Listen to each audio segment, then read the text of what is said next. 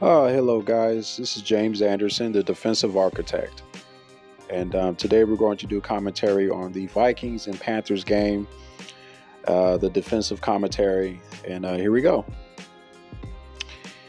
All right, first play out of the gate. We give up a first down, so things already get a little bit shaky. But this game was a decent game as well, a defensive game. This was definitely a recovery from the Saints game. The Saints game, it was probably the worst defensive game I've had so far this season. But this particular game, we cleaned a lot of things up. I kind of made some changes with my audible packages and such, and the personnel that I have, I needed to make a lot of adjustments to fit this personnel a little bit better.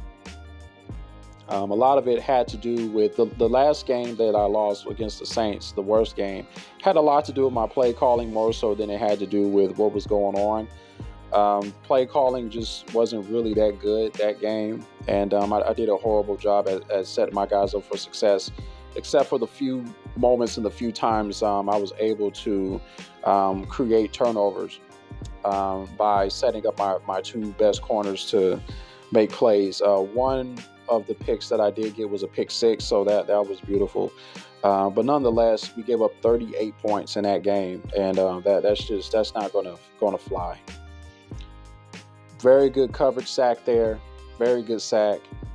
Those are the kind of sacks that we need to get, because of our ability to create pressure and our ability to blitz very well when the packages are right. It forces the quarterback to make certain decisions on the short throws and medium throws, and we tend to lurk when it comes to those situations. So that either creates a turnover or creates a sack, and those are usually the most perfect situations. We gave the ball right back to them though, because we threw a pick on offense. So, oh Lord, here we go again. So. Offense isn't that good, of course, as you would anticipate. The fact that a lot of the money is spent on defense. So, our offense is decent. I mean, we're not trash. It's just our offense isn't like the best. We're probably like middle of the pack offensively too. We are number one in rushing offense. So that's a good thing. But, defensively, we spent a lot of money on that side of the ball. For that reason right there, that forced incompletion. So yeah, this game was pretty good. We took a lot of time off the clock. We're forcing them to take a lot of time off the clock as well. So we want them to run a lot of underneath stuff, a lot of stuff to the outside, a lot of stuff to the middle in terms of curls and drags. That's what we want them to do. We want them to run drags and curls and stuff like that, and wheel routes, as you saw there. Those wheel routes are killers. I hate the wheel route. I mean, that's like when the running backs do it. We do pretty well when the wide receivers do those wheel routes, but those running backs, man, they get so open. They get so open because we do such a tremendous job at covering those receivers. It leaves a lot of opportunity for the running backs, and that's one of the holes that we do have on our defense is the running back position. The running back position. I mean, there's a lot of action that goes on against us in the running back position because we do so well against the outside. So certain teams tend to rush and tend to pass the ball via screen plays and wheel routes and stuff like that to the running back. So now we're in the red zone. We are going to have to turn our defense up a little bit more here, mix things up a little bit more. And as you see there, we got another coverage sack. And that's the beauty of investing into your defensive line. When you invest in your defensive line and you have your schemes right in terms of your play calling, wow, beautiful, beautiful blitz. Beautiful blitz. As I was saying, when you invest into your front seven, specifically in your front four, your linemen, it sets up a lot of opportunity for coverage sacks and stuff like that. Because if your defensive line is good enough, they'll be able to chop and finesse their way to the quarterback, which will ultimately force the quarterback to call more short throwing plays. And that's what you want anyway. You don't want any big plays being thrown or ran against you at all. After that turnover we created, we did score on offense. So now we're up 7-0. And we took a lot of time off the clock at the same time. Okay, so that was actually a pretty nice move. I'll give him that. That was a nice move. So the quarterback, he only has 62 passing yards, which after our couple of sacks against him is probably even less than that. But yeah, that was a bad defensive sequence. That was a bad defensive sequence right there. I'll admit that. Yeah, because when I blitzed him towards the inside instead of having more of like a zone blitz package where I can kind of still cover the outside and maybe blitz inside, stuff like that. But, hey, it is what it is. We're back in the red zone again. And I think they don't score here, but I think they're going to score on this drive. But even with what they're doing, once again, I can't stress it enough. I keep stressing this in all my videos, all the commentary, that you want to force these teams to waste clock too.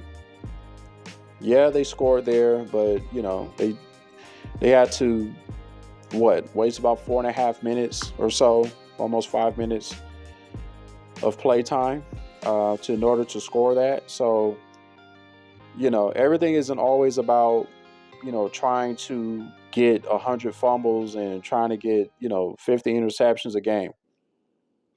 It's about controlling the game on defense. You got to control the game on defense. You got to learn how to do that as you go. And it's based on game flow as well. Okay, so they're going to make those short passes. And he only has 76 passing yards. I'm okay with that. That's why I'm okay with them running the ball too. Like when they run the ball, they're wasting a lot of time when they're running the ball. In most cases, if you have a pretty good defense, they're going to break away every now and then and break away to 10, 12, 15-yard runs and stuff like that.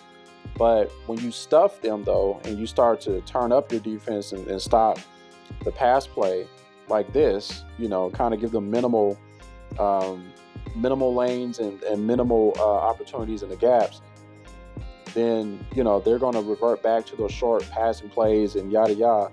And after a while, you'll look up and they've wasted like 5 minutes of play time, doing this stuff.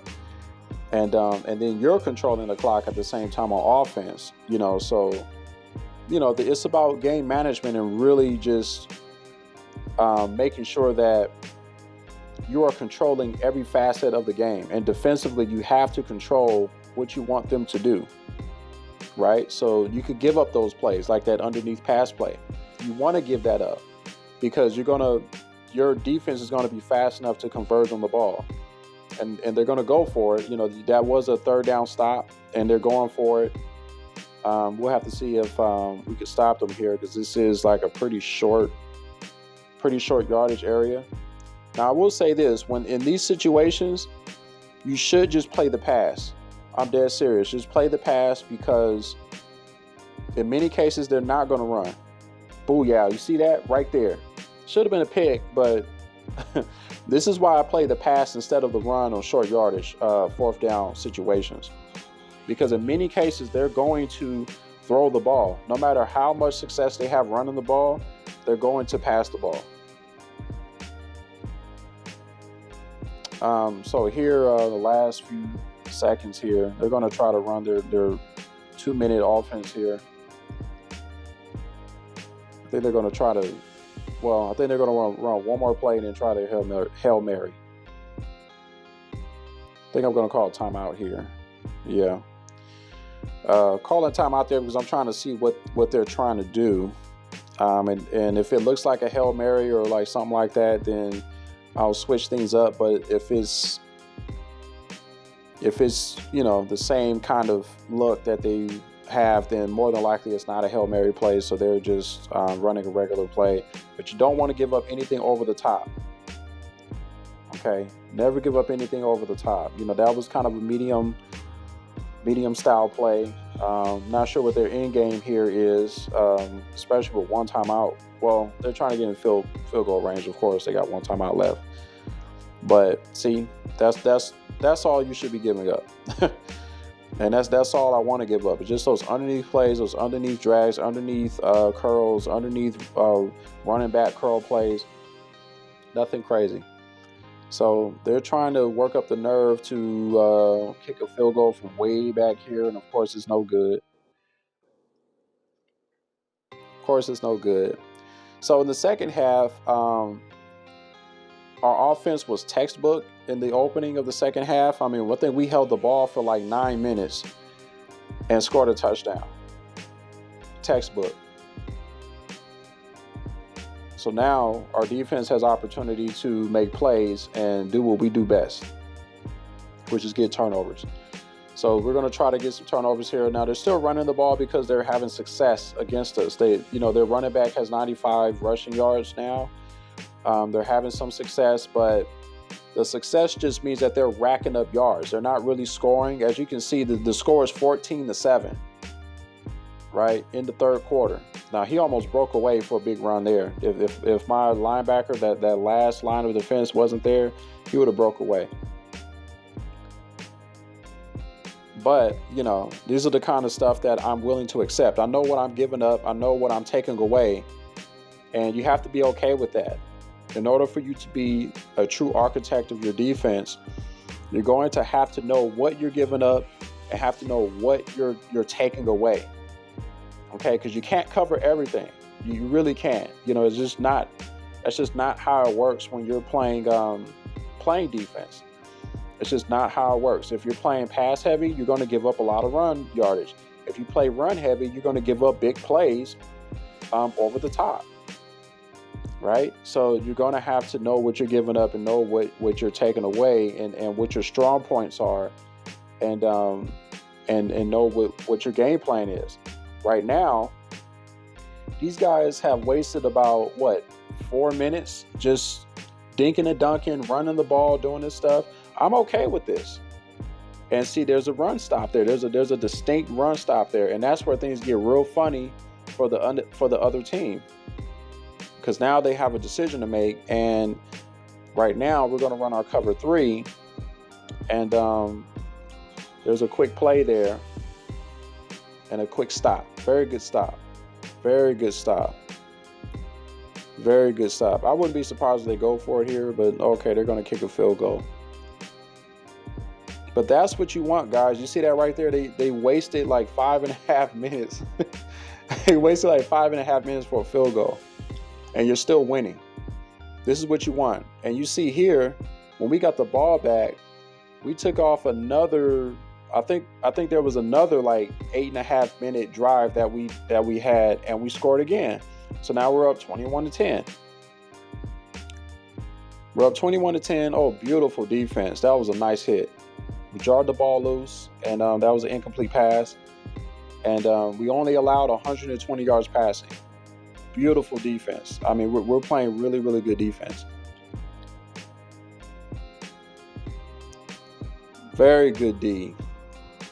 I told you, my boy Birch, man. That guy Birch, he's killing it, man. That's my corner. I mean, he's absolutely like a stellar A1 corner. I mean, he's really good. Because I set him up in really good situations, and every time I set him up for a good situation, he makes some big plays. Another good defensive play there. Very good. We got a 3 and out. They only have 150 yards passing. And we're doing really good.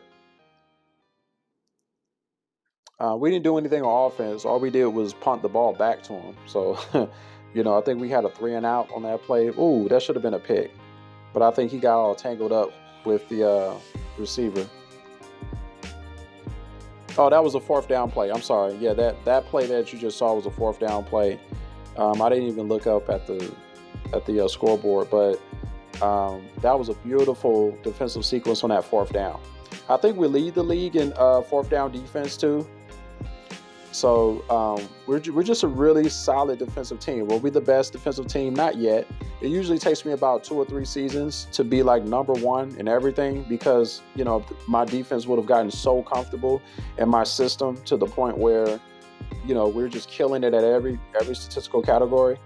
But starting out, especially the first season, the first year, you know, things get a little bit shaky, inconsistent, but, you know, you're still playing good, solid football at the same time.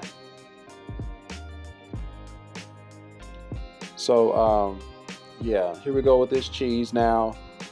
Roughing the passer. Here we go, the roughing the passer cheese, just to get them closer to the red zone. But anyway, they're wasting a lot of time too. So in their 2-minute offense, that screenplay. In their 2-minute offense, you want them to waste a lot of time. So here they go. I think they score here anyway. Go get them. There you go. Very good sack. That was another coverage sack. I love coverage sacks. That's a part of the wholeness of my system. Very good defense. Very good defense. So we're playing really solid defense. It's third down. Wow. Not much you can do about that. Like those kind of plays, there's not much you can do. But we ended up winning the game anyway, guys. So, you know, despite that acrobatic play, we still did a tremendous job on defense. We did a tremendous job on offense. It was a cohesive effort. It was a team effort in this game. We played complete football in this game. And, yeah, we're doing very well this season. We're making some really good plays. We're doing some really good things here. So I hope you guys are getting something out of this build and getting something out of the process. And, you know, you guys can, you know, duplicate that and create your own builds and stuff. So thanks for watching, guys. I hope you enjoyed it. Like and subscribe. And until next time, you guys have a blessed day.